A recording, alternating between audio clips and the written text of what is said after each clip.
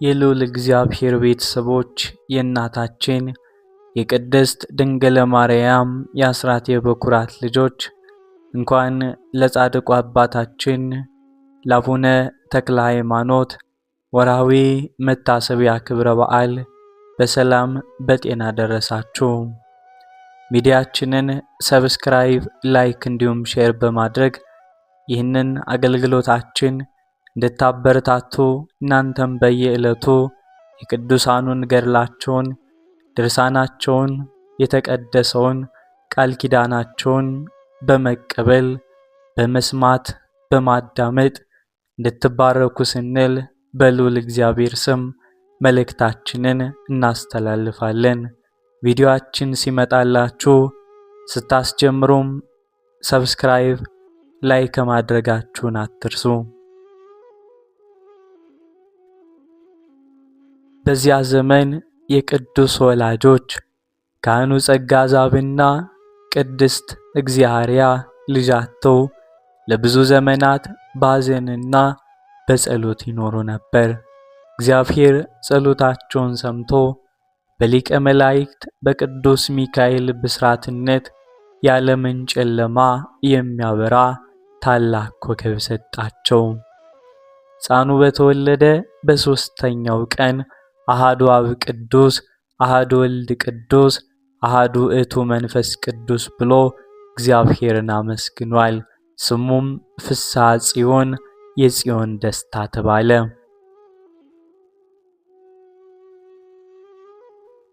በዚህ መንደር ውስጥ ግን ሌላ እጅግ ልብ የሚሰብር የቤት እሳት የነበረች አንዲት ምስኪን እናት ነበረች። ይህች እናት የወለደችው ሕፃን ልጇም ሁለቱም ዓይኖቹ ጨልመው ፈጽሞ ማየት የማይችል እውር ነበረ። እናትየውም ልጇን በታቀፈች ቁጥር የልጇ የሚመጣው ዕድል የነገው ሕይወቱና ጨለማው እየታያት ሌሊትና ቀን በእንባ ታነባ ነበር፣ ምድሩንም ታጥቦ ነበር። ሕፃኑ ፍስሐ ጽዮን ተክለ ሃይማኖት ገና የእናቱን ጡት የሚጠባ ሕፃን በነበረበት ወቅት እቺ ጨለማ የዋጣት እናት የጸጋ ዛብን ቤት በር አንኳኳች። እግዚአርያም ሕፃኑን ፍስሐ ጽዮንን አቅፋ የተንከባከበችው ነበር። ምስኪኗ እናት ውር ልጇን እያሳየች በለቅሶና በዋይታ ድምፅ እንዲህ አለች፣ እባክሽ እግዚአርያ ሆይ አንቺ ማኅፀንሽ ተባርኮ የእግዚአብሔር ብርሃን የሆነ ልጅ ታቅፈሻል። እኔ ግን ማኅፀኔ የታወረ ፍጹም ጨለማ የሆነ ልጅ ይዣለሁ። የልጄን ዓይን አለማየቱ ልቤን ሰንጥቆታል።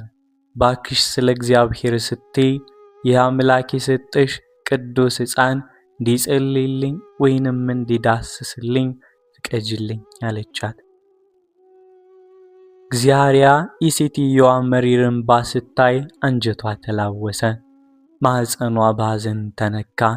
ሕፃኑን ፍስሐ ጽዮንን እያየች በልቧ አምላከ ጸጋ ዛብ ሆይ ለዚች ምስኪን እናት ዘንላት ስትል ተማጸነች።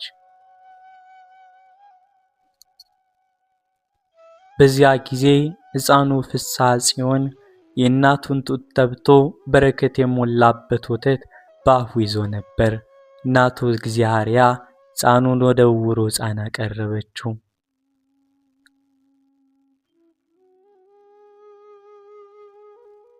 በድንገት ሕፃኑ ፍስሐ ጽዮን ፊቱ በመለኮታዊ ፈገግታ ተመላ። በአፉ ይዞት የነበረውን የበረከት ወተት የሕፃንነት ምራቁን በዚያ በዕውሩ ሕፃን በጠፉትና በፈሰሱ ዓይኖቹ ላይ እፍ አለው ረጨው። በሌላ በኩል ትናንሽ ጣቶቹን ዘርግቶ የሕፃኑን የተዘጉ የዓይን ቁቦች በቀስታ ዳሰሳቸው።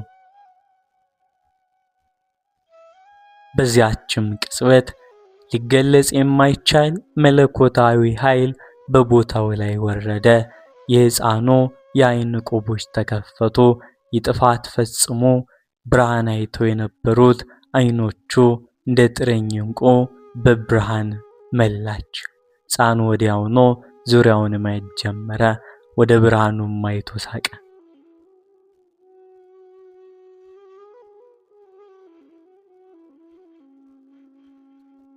ይህንን ያየችው እናት መጀመሪያም ማመን አቃታት።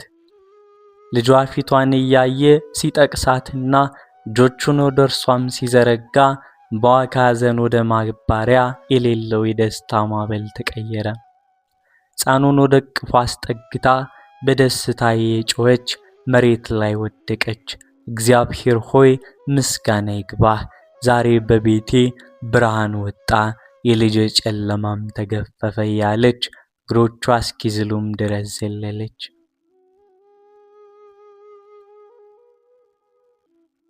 የመንደሩ ሰው ሁሉ ይህንን ታላቅ ድምፅ ሰምቶ ተሰበሰበ። ትናንትና ያውቁት የነበረው እውር ሕፃን ዛሬ ብሩህ ዓይን አውጥቶ ሲያዩም መላው አካባቢ በአድናቆት በእልልታ ተሞላ። ሁሉም ሰው ወደ ሕፃኑ ፍስሐ ጽዮን እየተመለከተ ይህ ሕፃን እግዚአብሔር ለሀገራችን የላከው ታላቅ ብርሃን መብራት ነው እያሉ ፈጣሪን አመሰገኑ። እግዚአብሔር ለሰው ልጆች እንባንና ሐዘን እንዴት ፈጣን ምላሽ እንደሚሰጥም እንረዳለን። እስከ ዛሬ ድረስ ምዕመናንን በእንባ የሚያስነካም ታላቅ የታላቅ ታምራት መገለጫ ነው ይህ ምስክርነት። በዚያ ወቅት በጽላልሽ በሸዋ አካባቢ አስፈሪና ከባድ ድርቅ ተከስቶ ነበር። ምድሪቱ ዝናብ አታደረቀች። ሰብሎች ሁሉ በነፋስ ተበታትነው ቀሩ። በየቤቱ የነበረው እህል አልቆ ሕዝቡ ለከፋ ረሃብና ለሞት ተዳረገ።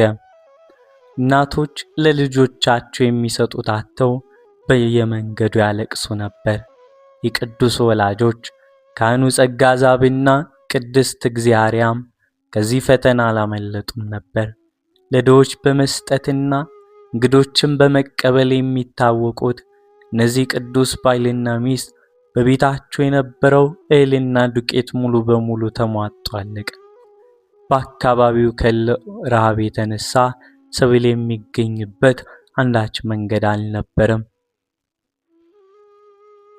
አንድ ቀን የቅዱሱ እናት እግዚአርያ በረሃብ የዛሉትንና የደረቁትን ባዶ የእህል ማሰሮችና እንቅቦች እያየች ማልቀስ ጀመረች። የራሷ መራብ ሳይሆን ወደ ቤቷ የሚመጡት የደከሙ እንግዶችና ድሆች ባዶ እጃቸውን መመለሳቸው ልቧን በሐዘን ሰንጥቆት ነበር። ሕፃኑ ፍስሐ ጽዮን ተክለ ሃይማኖት የእናቱን መልቀስና መከፋት ባየ ጊዜ በቀስታም ቀረብ ብሎ በሕፃንነት አንደበቱ እንዲህ ሲል ጠየቃት። እናቴ ሆይ ለምን ታለቅሻለሽ? ምን ያስከፋሽ ነገር አለ? እግዚአርያ እንባዋን እየጠረገች ሕፃኑን ልጇን አቅፋ እንዲህ አለችው። ልጄ ሆይ የቤት እንግዶች መጥተዋል። የሚበላ ገና አንዳች ነገር የለንም። ማሰሮቻችን ሁሉ ባዶ ናቸው። አንተንም ቢሆን የሚቀመስ ነገር አጥቼልህ ልቤ በሐዘን እየፈሰሰ ነው። እንዲህ ስትል እንባዋን እያፈሰሰች ነገረችው። ሕፃኑ ግን ፈገግ አለ። ፍጹም በሆነ ሰማያዊ መተማመንና ርኅራኄ ተሞልቶ እናቱን እያየ እናቴ ወይ አታልቅሺ፣ እግዚአብሔር አምላክ ሰማያዊውን መና መግቦ ሕዝቡን ያሳደረ ታማኝ አባት ነውና አላት። ሕፃኑ ፍስሐ ጽዮን ይህንን ብሎ ወደ ባዶዎቹ ማሰሮችና እንቅቦች አመራ። ትናንሽ እጆቹን ዘርግቶ ባዶውን የዱቄት ማሰሮ በቀስታ ዳሰሰው። ወደ ሰማይም አሻቅቦ አይቶ በንጹህ ልቡ ወደ ፈጣሪው ጸለየ። በዚያች ቅጽበት ሊገለጽ የማይችል መለኮታዊ ብርሃን በረከት በቤት ውስጥ ፈሰሰ። ያ በጥሬው ደርቆና ተሟጦ የነበረው ማሰሮ በድንገት ነጭና ንጹሕ በሆነ ዱቄት መልቶ መፍሰስ ጀመረ። የዘይት ማሰሮ እንዲሁ እስከ አፉ ድረስ ሞላ። እግዚአብሔር በዓይኗ የምታየውን ማመን አቃታት። ደስታና መደነቅ በተቀላቀለበት እንባ እየተንቀጠቀጠች ያንን በረከት መጋገሪያው ላይ አደረገችው። የሚገርመው ግን ከማሰሮ ዱቄት በተወሰደ ቁጥር ማሰሮ ጨርሶ አይጎርልም ነበር፣ ይልቁኑ እየሞላ ይተርፍ ነበር እንጂ።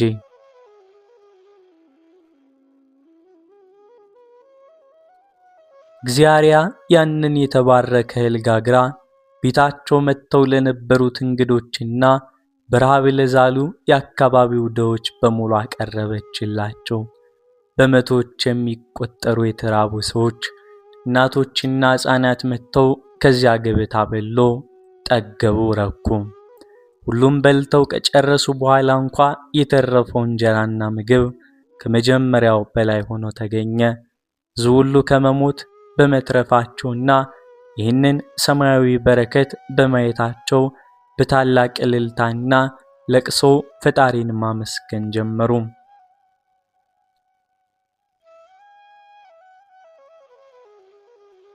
ይህ ታምር አቡነ ተክለ ሃይማኖት ገና በሕፃንነታቸው የሰው ስቃይና ራብ የማይወዱ ቤት የሌላቸውንና የተራቡትን የሚራሩ ታላቅ የአባትነት ልብ እንደነበራቸው ለአካባቢው ሕዝብ በሙሉ ያረጋገጠ ልብ የሚነካ የፈጣሪ ችሮታ ነበር።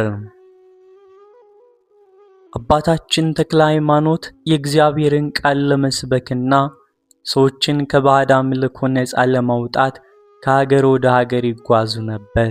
በአንድ ወቅት ጉዟቸው የማታ ወይንም ታላቅ ወንዝ ባህር ወደ ተባለ ስፍራ ደረሳቸው። ይህ ወንዝ ዝም ብሎ ተራ የውሃ አካል አልነበረም። እጅግ አስፈሪ፣ ጥልቅ ሞገደኛና ማዕበሉ የማይቆም ወንዝ ነበር።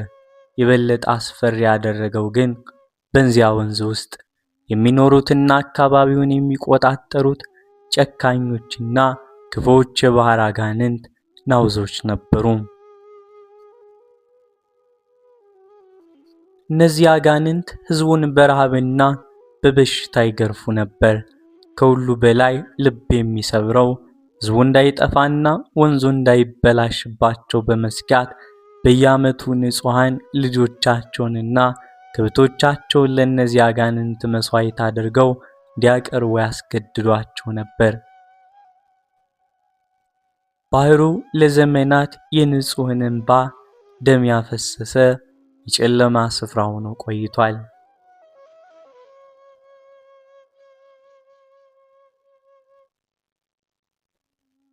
አቡነ ተክለ ሃይማኖትና አብረዋቸው የነበሩት ደቀ መዛሙርት የወንዝ ዳርቻ ላይ ሲደርሱ ማዕበሉ እንደ አንበሳ ይጮህ ነበር። ደቀ መዛሙርቱ የወንዙን አስፈሪነትና በአጋንንት ኃይል የሚንገላቱትን የአካባቢውን ሰዎች ሲያዩ ፍርሃት ወደቀባቸው። ወደ ቅዱሱ ቀርበው በልቅሶና በመንቀጥቀጥ እንዲህ አሏቸው፣ አባታችን ሆይ ይህ ወንዝ ፍጹም ሞት ነው። ማዕበሉ ሰውን ይውጣል። በውስጡ ያሉት አጋንንትም እጅግ ጨካኞች ናቸው። እንዴት እንሻገራለን? በዚህ ስፍራም እንጠፋለን።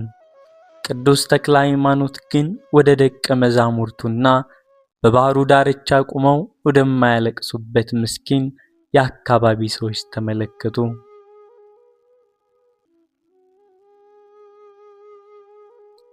በሰዎች ላይ የሚደርሰው ስቃይና ባጋንንት መጠመዳቸው ልባቸውን እጅግ አሳዘነው። ፊታቸው በሰማያዊ ጸጋ ተመልቶ ፍጹም በሆነ ርኅራኄና እምነት ደቀ መዛሙርቱን እንዲህ አሏቸው፣ ልጆች አትፍሩ፣ እግዚአብሔር ከኛ ጋር ነው። ሙሴን ቀይ ባህርን ያሻገረ ዛሬም ለኛ ይህንን ወንዝ ያደርቀዋል። ጨለማ ብርሃንን ሊያሸንፍ አይችልም።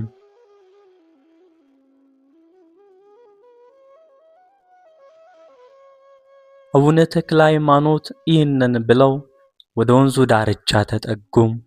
በእጃቸው የያዙትን ቅዱስ መስቀል ወደ ሰማይ አንስተው ከጸለዩ በኋላ በወንዙ ማዕበል ላይ የመስቀል ምልክት አደረጉበት።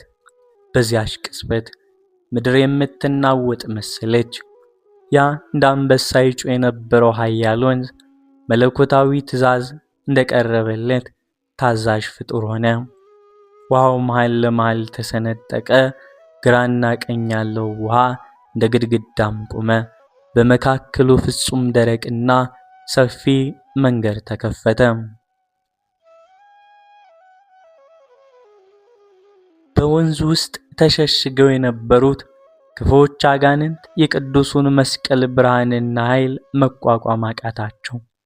ከባህር ውስጥ እየተንፈራገጡና በታላቅ ድምፅ እየጮሁ ወጡ።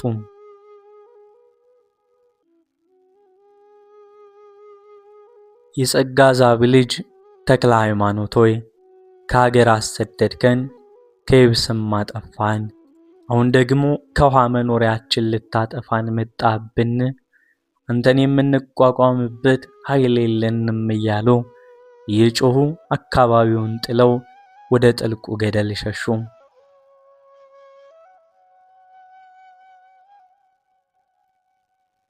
አቡነ ተክለ ሃይማኖትና ደቀ መዛሙርቱ በዚያ በተከፈተው ደረቅ ምድር ላይ እግዚአብሔርን እያመሰገኑ በሰላም ተሻገሩ። ከኋላቸው የነበረው ሕዝብም ይህንን ታላቅ ድንቅ ነገር ሲያይ ማመን አቃተው።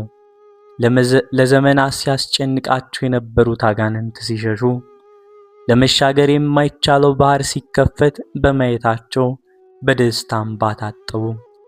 እናቶች፣ አባቶች ልጆቻቸውን አቅፈው መሬት ላይ በመውደቅ ለእግዚአብሔር ሰገዱ። በታላቅ እልልታ ለቅሶም ዛሬ ከባርነት ነፃ ወጣን፣ የፈጣሪ ሰው መጥቶ አዳነን እያሉ ድምፃቸው በምድረ በዳ ላይ አሰማ።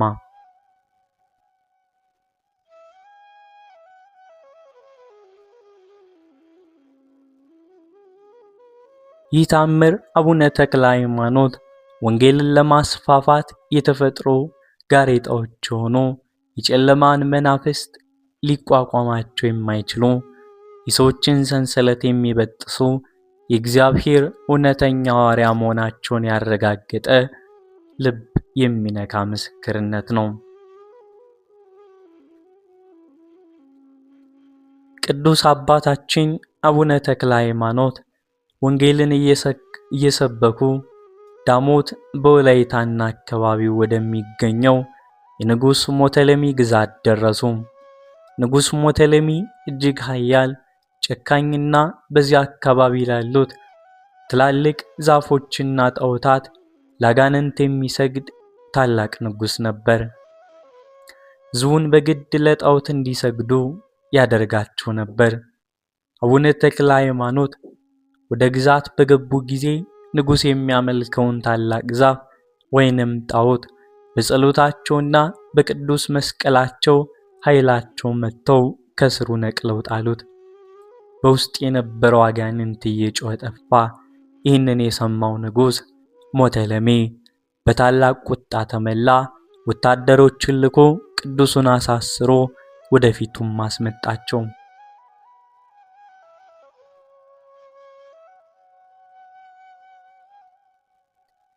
ንጉሥ ሞተለሚ በዙፋኑ ላይ ሆኖ በሰንሰለት የታሰሩትን ቅዱስ ተክለ ሃይማኖትን በትንቢት እያየ እንዲህ አላቸው።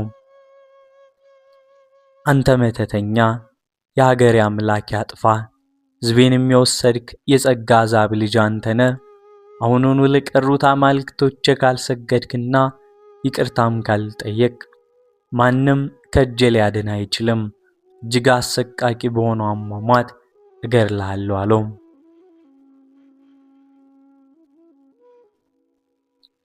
ቅዱስ አባታችን ተክለ ሃይማኖት ግን ፍርሃት ከፊታቸው ላይ አልታየም ነበር። ይልቁኑ ለንጉሥ ነፍስ እያዘኑ በረጋና በኃያል ድምፅ እንዲህ ሲል መለሱለት። ንጉሥ ሆይ እኔ የምሰግደው ሰማይንና ምድርን ለፈጠረው ለእውነተኛው አምላክ ለኢየሱስ ክርስቶስ ብቻ ነው። አንተ የምታመልካቸውማ እጅና እግር ያላቸው የማይራመዱ የማይናገሩ የረከሱ አጋንንት ናቸው።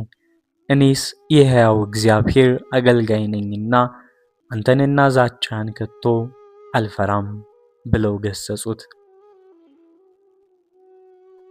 ይህንን የድፍረት መልስ የሰማው ንጉሥ ሞተለሜ ቁጣው እንደ እሳት ነደደ። ወታደሮቹንም ጠርቶ ይህንን ሰው እኔ ወደማመልከው ከፍታው ወደማይታየው ረጅም ዛፍና ገደል እዛ ጫፍ ውሰዱት፣ ከዚያ ተወርውሮ አጥንቱ እንዲሰባበርና ስጋው ለወፎች ምግብ እንዲሆን ወደ ታች ጨምሩት ሲል አስፈሪ ትእዛዝን አስተላለፈ።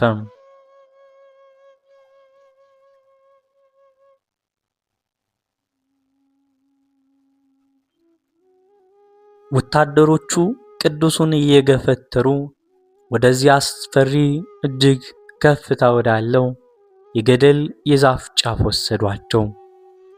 ንጉሥ ሞተለሜና የመንደሩ ሕዝብ ሁሉ የቅዱሱን አሟሟት ለማየት ከታች ተሰብስበው ይጠባበቁ ነበር። ወታደሮቹ አቡነ ተክለ ሃይማኖትን በኃይል ወደ ታች ወረወሯቸው።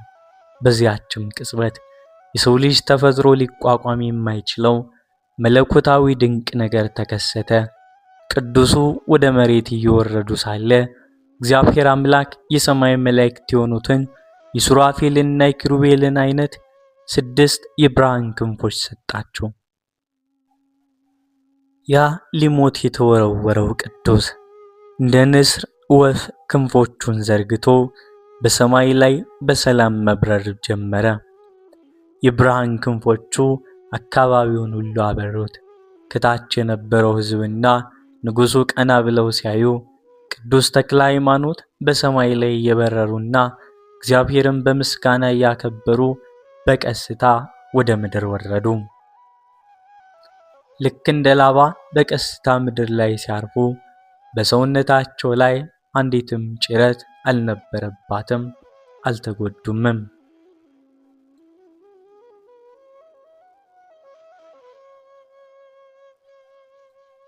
ይህንን ባይኑ ያየው ጨካኙ ንጉሥ ሞተለሜ ፍጹም ድንጋጤ ወረረበት። ከዙፋኑ ላይ ወድቆ ተንቀጠቀጠ። ያ የነበረው ትዕቢትና ክፉ መንፈስ በቅጽበት ጠፋ። እየሮጠ መጥቶ በቅዱስ ተክለ ሃይማኖት እግር ስር ተደፋ። የሕያው እግዚአብሔር ሰው ሆይ እባክህ ማረኝ፣ ያንተ አምላክ እውነተኛ አምላክ መሆኑን ዛሬ አወቅሁ። እኔ በደለኛ ነኝና ማረኝ እያለ በሕዝቡ ፊት መሪር እንባን አለቀሰ።